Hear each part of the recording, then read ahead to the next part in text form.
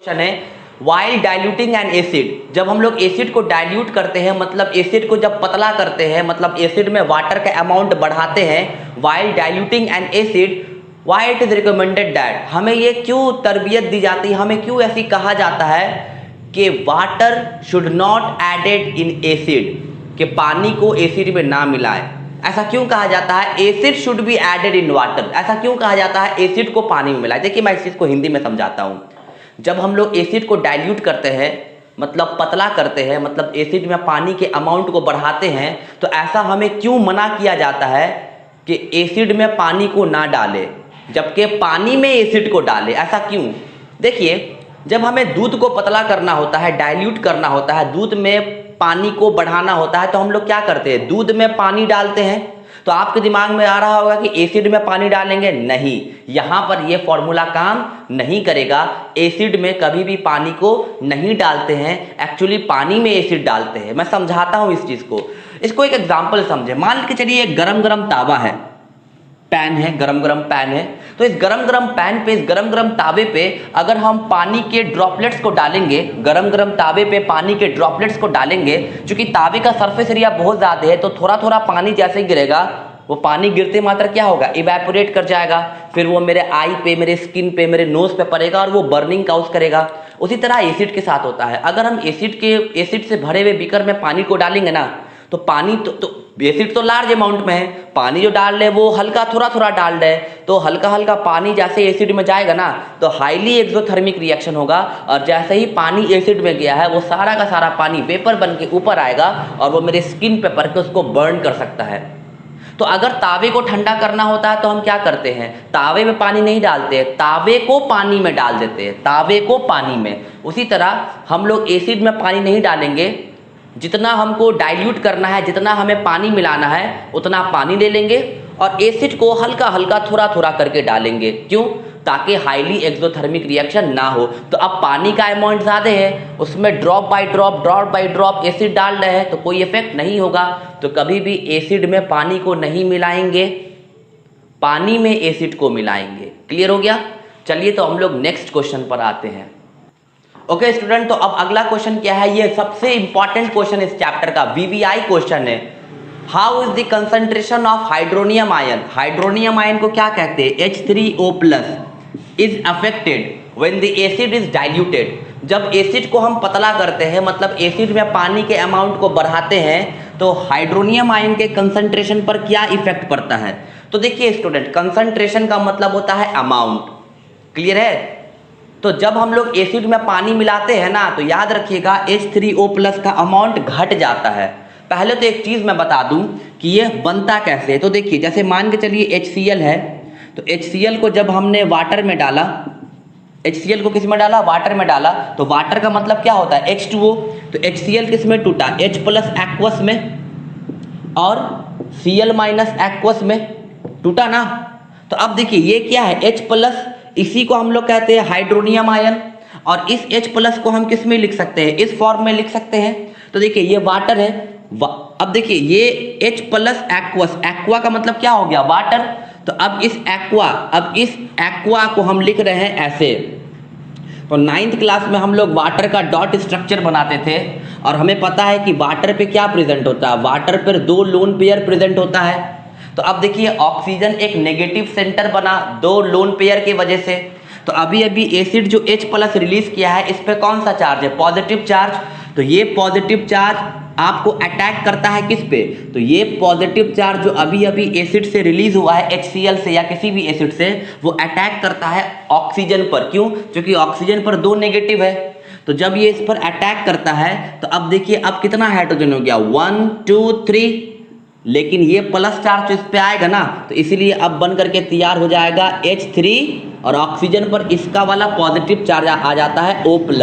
तो इसी को हम क्या कहेंगे? Hydronium ion. तो याद रखिएगा H+ एक्वस को क्या कहेंगे? Hydronium ion H3O+।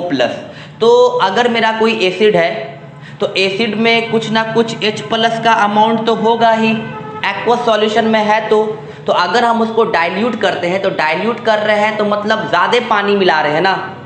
तो अगर ज़्यादा पानी मिला रहे हैं तो उसके रिस्पेक्ट में H प्लस का अमाउंट क्या होगा, कम हो जाएगा। जैसे मान के चलिए 1 लीटर वाटर में 1 लीटर, अगर मान के चलिए 1 लीटर वाटर में मान के चलिए 500 मॉलिक्यूल्स ऑफ H प्लस है।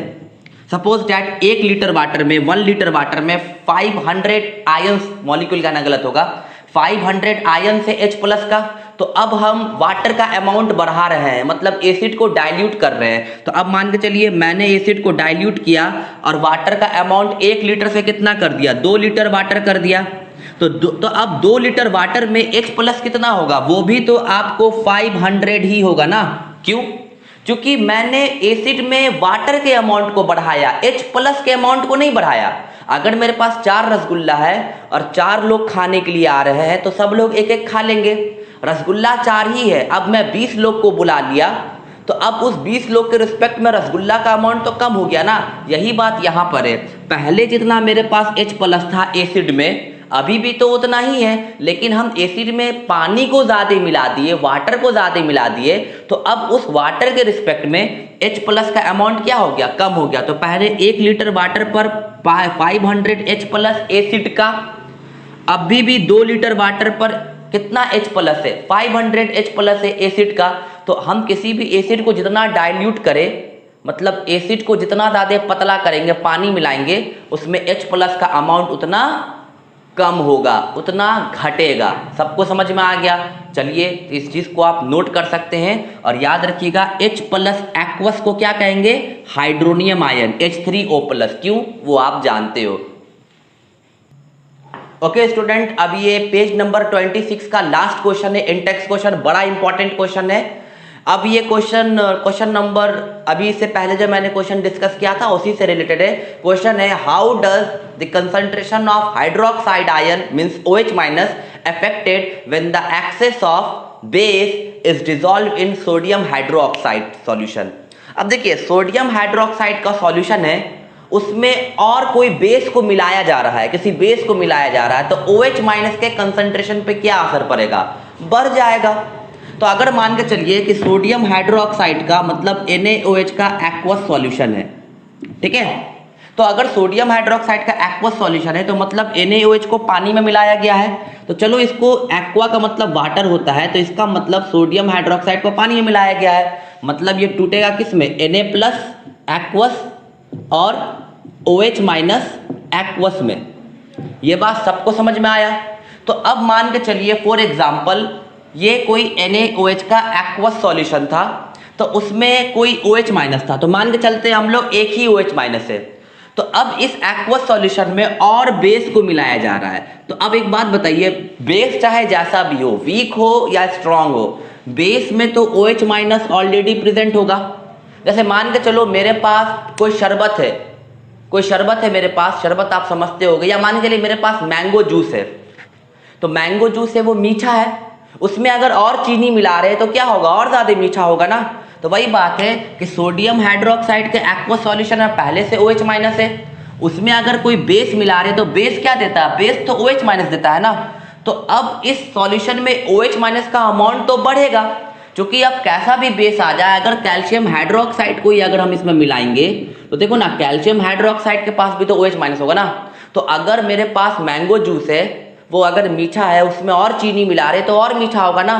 तो एक्वस सॉल्यूशन है सोडियम हाइड्रोक्साइड का, तो उसमें तो OH माइनस तो होगा ही। तो उसमें अगर कोई बेस मिला रहे हैं, कोई भी बेस, तो बेस क्या देगा, OH माइनस। तो अब OH माइनस का अमाउंट क्या होगा, बढ़ेगा ना। तो यहाँ का पे आंसर होगा OH माइनस का कंसंट्रेशन क्या होगा, उसका अमाउंट क्या होगा, तो जवाब देंगे बढ़ेगा। स्टूडेंट आज के लिए इतना ही। आई होप आपको ये वीडियो पसंद आया होगा। चैनल पर नए हैं तो सब्सक्राइब कीजिएगा और लाइक भी कीजिएगा और बताइएगा वीडियो कैसा बना, क्योंकि ये वीडियो मैं बना रहा हूँ अपने बोया के M1 माइक से। Thank you so much. जय Hind and have a nice day.